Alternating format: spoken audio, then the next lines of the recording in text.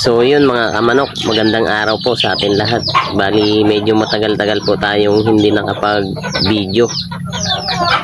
So ngayon, bali magpapaligo po tayo ng ating mga alagang mga manok. Bali ito, ipapakita ko po yung ating munting manukan. Bali ano na naman, tubig na naman dito, gawa ng umulan kahapon na sobrang lakas. So putik na naman yung ating mga alaga. So eto sila mga kamanok. Bali ayun yung ating munting manukan, no? Putik na naman. So yung ating mga alaga dito puro ano, parang mga nagtalok. Ayan yung ating mga sisi Ayan, ito isa kawala. So ayan. So papaliguan muna natin ito, puro babae nga lang So yun sa mga kamanok natin na korsonada ito, mga Bruce Barnett natin. Ayan, pwede na nating i-out ito mga kamanok. Mga buhay na talaga ito mga dumalagita na. So yung ating mga ayan, yung lalaki, ayan, bali 3 piraso.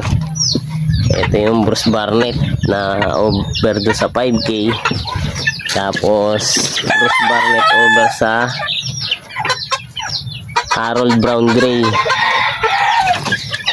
Ito Bruce Barnett over sa Yellow Legach. Tapos itong 4 na piraso, ayan, hindi ko pa binababa. Bruce Barnett over dun sa 5K. So yung huli natin pasisiw, bali ito na yun sila. So ayan mga inay natin na gala. Yun yung delikado din mga kamanok sa ating mga alaga.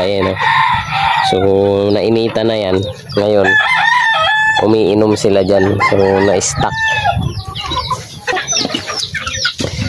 Gusto ko sanang lagyan ng kanal, kaso siyempre busy din tayo sa trabaho. Sa mga susunod na panahon na lang siguro, dahil hindi natin maiwasan talaga magkaroon ng tubig dito dahil ito ay palayan dati. So yan, bali yung mga kak natin na lugon, walang kaliskis.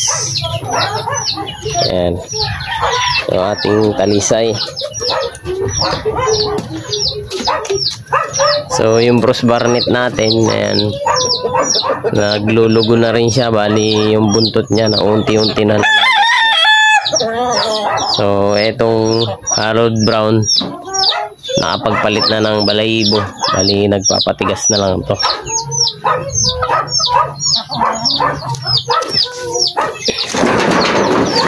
Tapos yung ating yan, may sisi siya na 3 piraso. Kaso nga lang parang puro babae pa rin yung ating 5K. Ayan.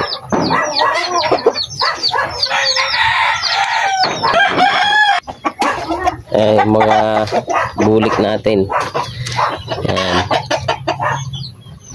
na lugon. Ayun, nandun pa yung mga naka-scratch.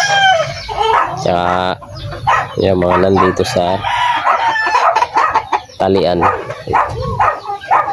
Bali ang gagawin natin ay itong mga naka-cord na ito, papalit naman natin dito sa ating mga naka-scratch pin. Sila naman yung ano natin itatali dito.